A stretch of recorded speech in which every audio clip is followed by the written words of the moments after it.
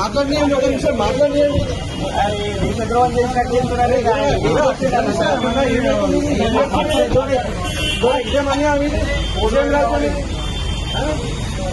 కనీసం ఒక నిమిషం మాట్లాడడానికి కూడా నాకు ఛాన్స్ ఇవ్వట్లేదు.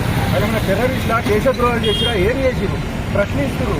ఒక మంత్రి గారు చేసినటువంటి కుంభకోణాన్ని ఈరోజు ప్రశ్నిస్తే రకరకాల కేసులు పెట్టి కిట్టి కేసులు పెట్టి ఒకటి అన్యాయంగా వేధించుకుంటూ ఒకసారి మెదక్, ఒకసారి నిర్మల్, ఒకసారి ఆదిలాబాద్ అని చెప్పి వివిధ ప్రాంతాలకు తిప్పుకుంటూ, అది కూడా అసౌకర్యవంతమైన కారు, ఒక చిన్న కారు, టాటా టియాగో కారు, అది ఒక 6 అడుగుల మనిషిని కూర్చోడానికి ఇబ్బంది పెట్టుకుంటూ దాంట్లో ముగ్గురు కూర్చొని నలుగురు కూర్చొని రకరకాల నానా హింసలు, చిత్రహింసలు చేస్తున్నారు.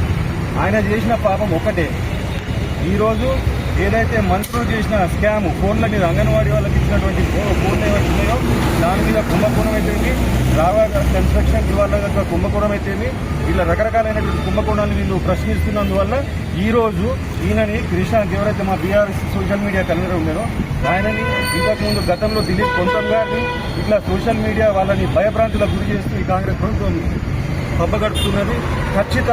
ఖచ్చితంగా మీరు ఏదైతే మీ గురువు గారు చంద్రబాబు నాయుడు అడుగుజాడలు నడుస్తూ రాయలసీమ రాజకీయాలు ఇక్కడ చేస్తుందో ఖచ్చితంగా మేము ఇది చూపిస్తాం మీకు రాబోయే కాలంలో హెచ్చరిస్తాం.